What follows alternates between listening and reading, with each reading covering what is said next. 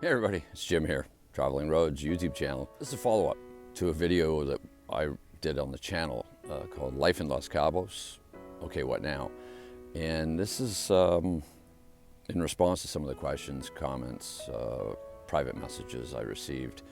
And a lot of people that know us, certainly through my wife's business, Baja Home Concierge Services, Renee gets a lot of inquiries and questions. And we hear from a lot of people about, really wanting to find answers to common questions and needs, wants, and, kind of day-to-day things that people want to know how it works here. I do a big shout out to Mariana, who is a Mexico relocation guide. She has a channel, a guide, a website. She does just fabulous work. She lived in the States, she's back in Mexico and knows the ins and outs of pretty much everything you might want to ask about, and certainly around residency, which is something I'll get into here. In this video, I'm going to respond to some of the stuff that people have asked us about and get into it.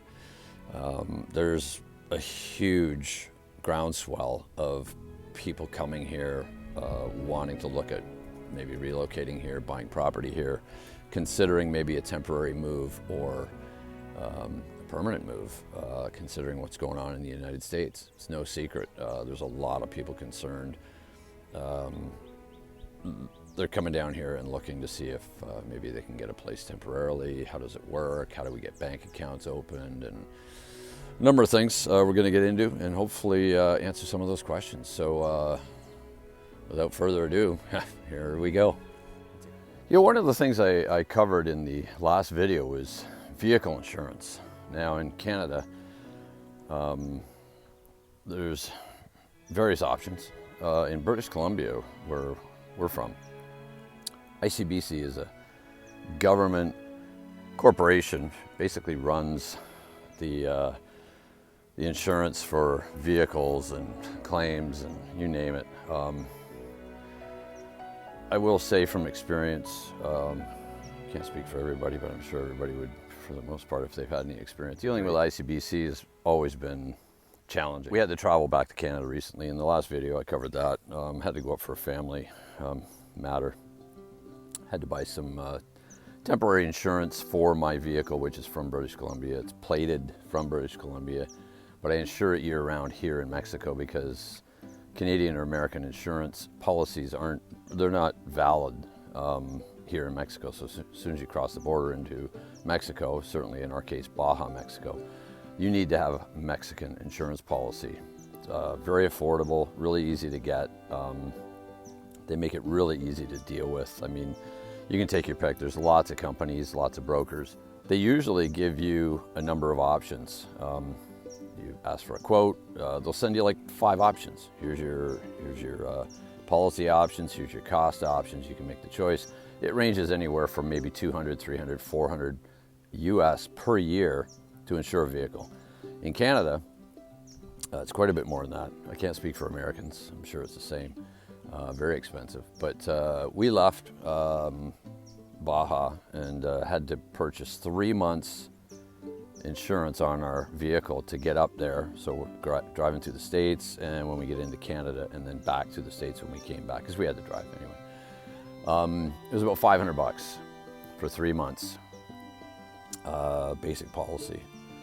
When we got back to Baja, as soon as we crossed the border, had to get on the phone and cancel the remainder of the policy, which wasn't of any use because it's not valid. I think the phone call, which was on my cell because the 800 numbers don't work from down here to Canada for this particular instance,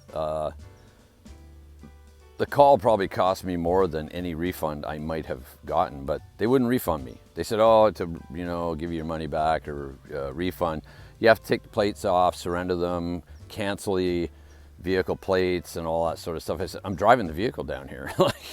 I pay for the plates in Canada every year. It's about $60 a year for the plate. And then I get my Mexican insurance here, which this year is like $300 for the year. I ended up saying, you know what, we've talked long enough on this phone call.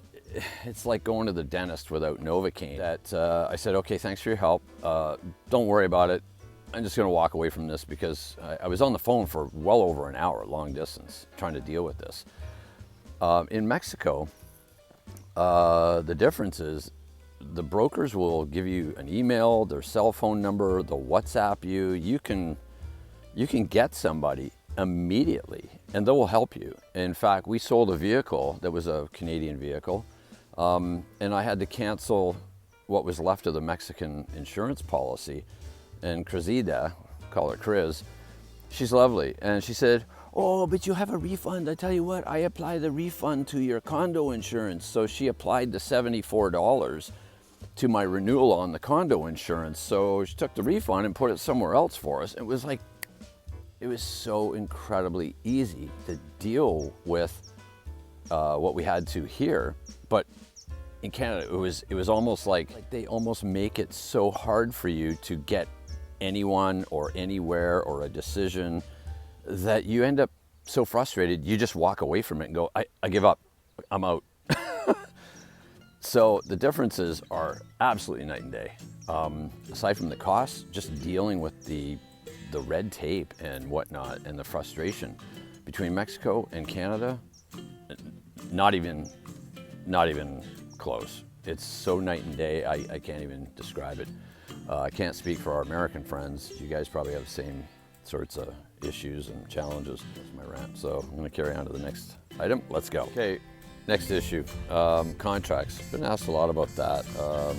Signing contracts down here in Mexico for, you know, cell services or security systems. I mean, they're everywhere, right?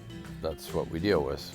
You get a service, you get a contract, and in Canada, we had a TELUS security camera system at our house in Vancouver. And granted, yeah, we signed a contract. But we asked our realtor, can we put it in the sale of the house, like some of the other things that we put included in the sale?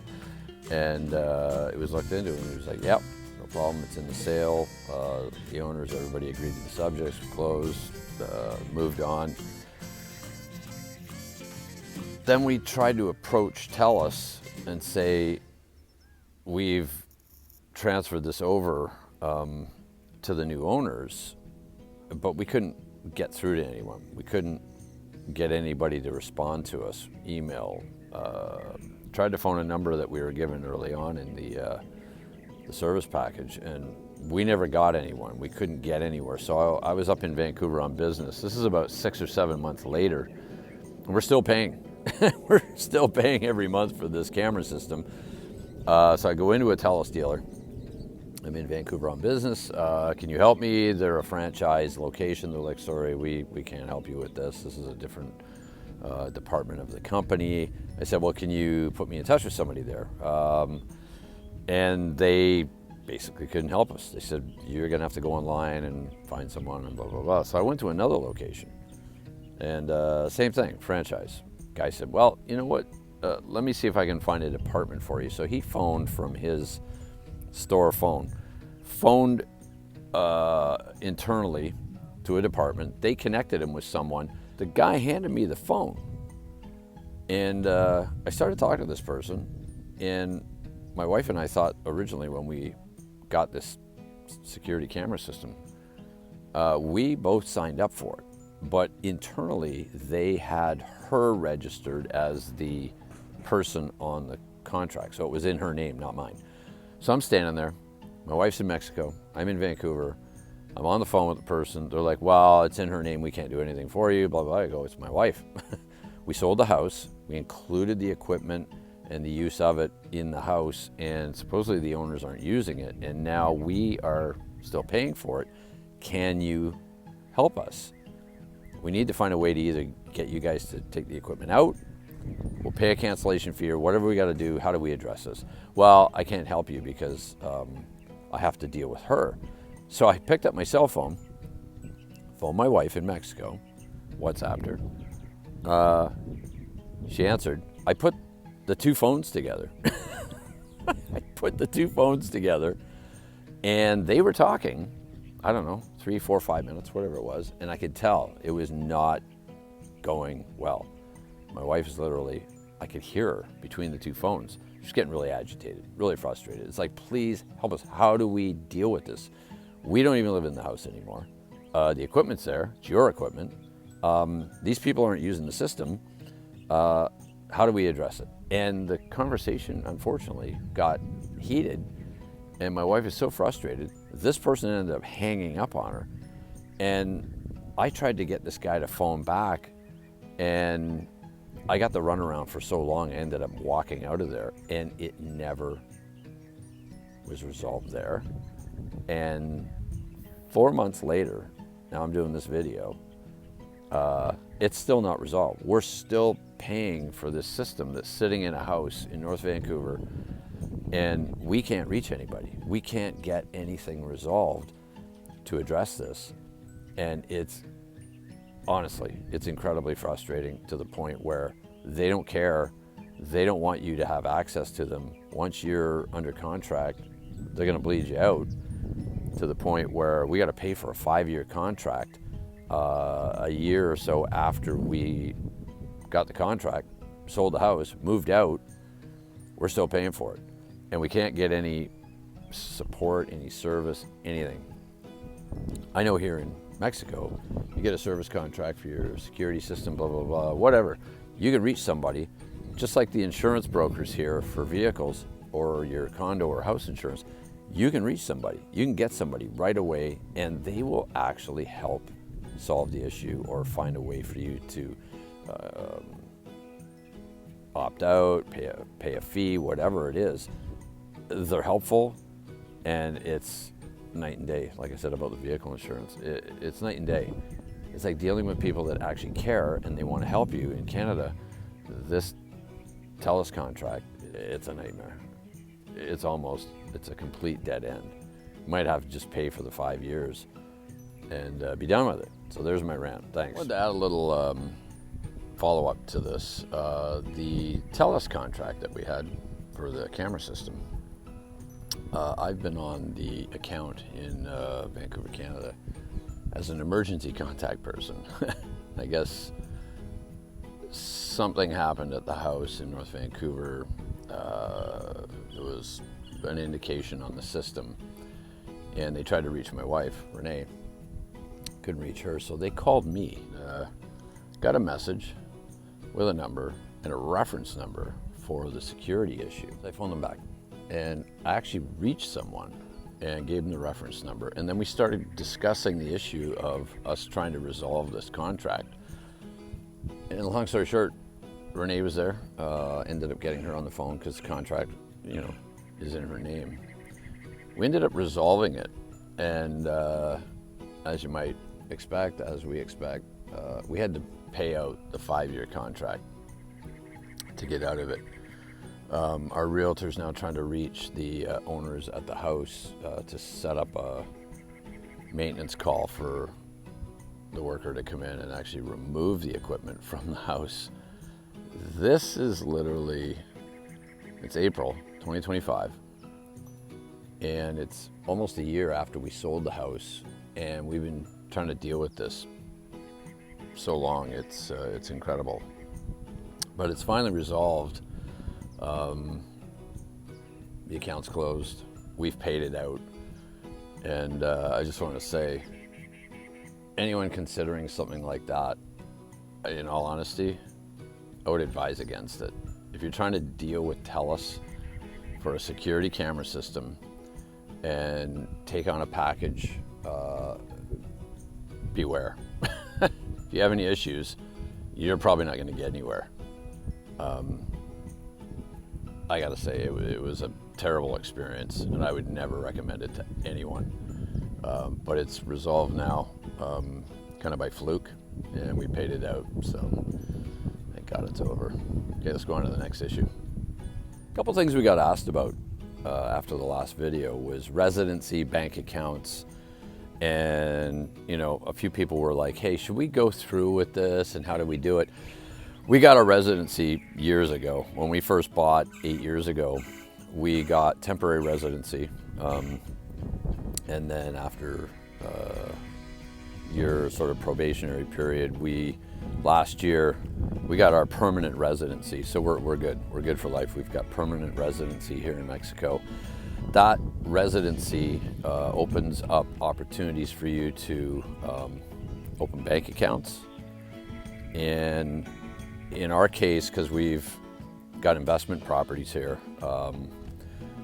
declaring income and paying tax, I went ahead and got a tax number.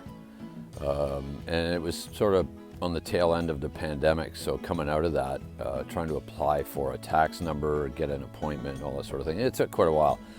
Hired a consultant, Jesus Lopez. He's become a friend. He's tax consultant specialist. He specializes in a number of services that have been really helpful for us. And I would recommend residency. If you can, look into it. It's where you currently live. You go to the consulate where you are, you start the process there, and then once you get all your paperwork and you have to prove your finances are in order, you come down to Mexico and you apply for your residency. You can either do it yourself or you can hire an independent consultant. We did that. We hired Mexico Paperworks, and Josefina, we've known her for years. She's an expert. She used to work for the immigration system here. She's an independent contractor now, and she will do the whole process and help you through the process for a fee. It's not necessarily cheap, but it's worth the money because she can get you in and out of there quickly, instead of having to deal with it yourself, especially if you don't speak the language. So once you get residency, then you can open bank accounts. And for us, we opened a US dollar account for revenue, like rental income that comes in from a condo or whatever we're renting out. And then money is transferred into a peso account and our bills are paid from there. PM me if you want more details, if you want contacts for somebody like Josefina, I can put you in touch with her. She knows everybody. She's one of those people that, oh, don't worry, I know somebody to help you, blah, blah, blah, blah. She's like connected. She's been doing it for decades. Maybe put you in touch with some people that we know that do help people like us and maybe like you. So hopefully that helps. Hey guys, another thing I get asked about is what is a fediocomiso? A fediocomiso is required by foreigners, by the Mexican government. It's basically bank trust. So if you buy a condo, a home, a property, you arrange through the bank, local banks, Mexican banks. So you establish the fediocomiso. And the cost varies. It probably a couple of grand to start it, and then you pay a fee every year. Our fediocomiso fee for our condo is about $400 a year, US. And it was started, I think, in 1973. The Mexican government required foreigners to purchase a fediocomiso if your property was within a certain distance from the water's edge or a certain distance from a land border. And it's a way for the Mexicans to obviously make money off it, but it's to protect their land from foreigners taking over it forever. It's a 50-year fediocomiso. It's kind of like a lease. And it's renewable, and you can pass it on to your family and will it forward, if you will. So if you have any questions about that, just throw it in the comments and I'll get back to you. Hopefully that helps. Let's get on to the next issue. I get asked about activities here in the Los Cabos area through Renee's business, Baja Home Concierge Services. She gets asked about, coordinating rentals and groceries and airport pickups and all that sort of stuff, but she also gets asked about coordinating activities and, for guests, renters, and people coming in that don't know the area. We've been here long enough to know there's so much to do. It's a combination of whale watching, dinner cruises, fishing charters, the Bisbee fishing tournament every fall, is a $1 million prize, world-class fishing tournament. There's so much to do here. It's endless. I work at the Port of Los Cabos golf course, as mentioned, and it's part of the Questro group, and they own and manage Port of Los Cabos. They also have Club Campestre and Cabo Real. Combination of Greg Norman and Jack Nicholas designs here. Jack Nicholas design at Club Campestre, and Robert Trent Jones, Cabo Real. Cabo Real, probably one of the older courses here, has been here a long time. There's a lot of private courses here now, and still quite a few public courses. There's so much good golfing here. La Paz has a lot of really good golfing, and as I did in an earlier video, up in Loreto, there's 2 really good golf courses there as well. Any questions about that, let me know. Put it in the comments. I'll get back to you as soon as I can. On to the next items. Let's go. Something I get asked about all the time is, can foreigners buy property here? And the simple answer is, of course. Numerous people think that, well, you know, if you're a foreigner, you can't buy here, and there's restrictions and blah, blah, blah, and all that. That's not the case. It's quite easy to buy here, and it's quite affordable to buy here if you do your homework. Probably come down here, visit, spend time either in the San Jose del Cabo area or Cabo San Lucas, Todos Santos, Los Barriles, about an hour and 10-15 minutes up the road on the east side. There's plenty of options here for homes, condos, lots. I always say get a realtor and take a look around, take your time, look at the market. Maybe wait till the summer when it's a little slower. Prices tend to come down a little bit. But yeah, foreigners can buy. There's Americans, Canadians. We know people from New Zealand, Australia here. There's Europeans here. There's people from all over the world here. And the area is growing. It's quite popular. It's one of the most popular destinations, certainly in Mexico. But buying here is easy. I always say spend some time here. Really understand the area, because people are like, oh, I'm buying in Cabo, but then they realize they're actually buying, you know, east of San Jose del Cabo, which is 35 minutes from Cabo. Los Cabos is a large area, and it includes the 2 cities, San Jose del Cabo here and Cabo San Lucas to the west. It's a big area, so I'd say do your homework, and it is quite easy to buy here. It is not for everybody, I will tell you that. People are expecting things to happen quickly, and things move really slow here sometimes. It's a Mexican way of life. It may take a couple of days to get something done. It may take, you know, a lot of patience to get things done. Everybody just moves slower. There's no drama here. Everybody's chilled. Everybody's in a good mood. But yeah, get a realtor, do your homework, know where you are, and find out a little bit more about the area before you decide to just up and buy a property and hope that it works out. And then realize, man, I wish I hadn't bought in that area. I wish I was closer to Cabo, or I wish I was closer to San Jose. So hopefully that covers off a little bit of the inquiries around foreign investment and purchasing here. Let's go on to the next issue. Probably the number one thing we get asked about is cost of living down here. We've been living down here a couple of years now, full time, and we've been coming here since the 90s, and we've seen this area grow rapidly, honestly.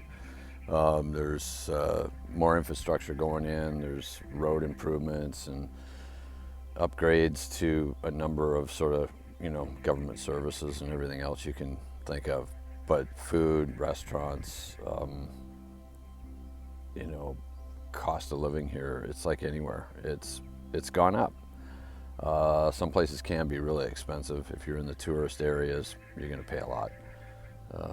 We've learned to stay out of those areas, as I covered in the first video about this. You can live affordably here, or you can vacation affordably here.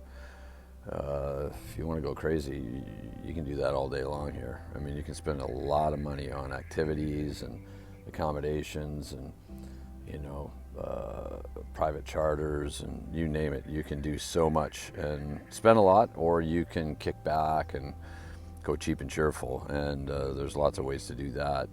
We've learned to go where the locals go. We have a lot of places out of the way that we go, you know, for restaurants, and it's really affordable. And we just can't say enough about this area. Life in Los Cabos it's amazing. It truly is. And with what's going on in the world today, we're kind of in a bubble, so we're lucky. We are kind of sheltered. There's no news here. There's no drama here. There's very little, if any, crime here. And I know a lot of people have said, well, you know, how can that be? Isn't the cartel there? And blah, blah, blah, and all that stuff. Cartel money here, sure. They're in the pharmacies. There's even homes on this, in this community where the golf course is. Sure, there's cartel money in real estate, business, and you name it. It doesn't matter where you go in the world, you're going to run into that. But we find it very safe here. There's no mass shootings. There's very little in the way of you know, break and enters and petty crime and all that kind of stuff. Pretty fortunate, but hopefully this covers a lot of stuff that some people have been asking us about. Late April 2025. Just want to do a quick update. Been talking a little bit on this video about is it safe in Los Cabos, and it's the safest place we've ever been. I've been to a lot of major cities in North America, Europe, and elsewhere, and this area, there's literally little or no crime here. Is the cartel here? Yeah, they're all over Mexico. We don't see or hear of any cartel crime here. The money's here. And yeah, they're here. They're in business. They're in the pharmacies. I mean, it's fact of life. I've seen a lot of, especially social media, about people, oh, should I cancel my trip to Cabo? There's cartel violence and blah, blah, blah. There's a couple, you know, there's 3 buses set on fire. Those dudes are arrested. There's a couple of gangs that are, you know, they're fighting over territory. And there was a gunfight, a small gun incident. And there's huge police and National Guard presence here. Keeps things under wraps. But with all due respect, got a lot of American friends and work colleagues and people I've known for a long time in the States. And Canada's no stranger either to crime and all that. But man, there's more to worry about in the United States right now, with innocent people getting pulled off the street and thrown into vans and thrown in jail cells and shipped off to El Salvador. And there's certainly a lot of concern around people getting detained at airports and pulled into secondary. There's a lot of issues around that compared to, is it safe in Los Cabos? Like literally, it's chill here. There's little or no crime here. Thanks for watching. Subscribe, hit the notification bell if you don't mind. If you like what you're seeing, let us know, and we'll see you in the next video. Thanks for watching.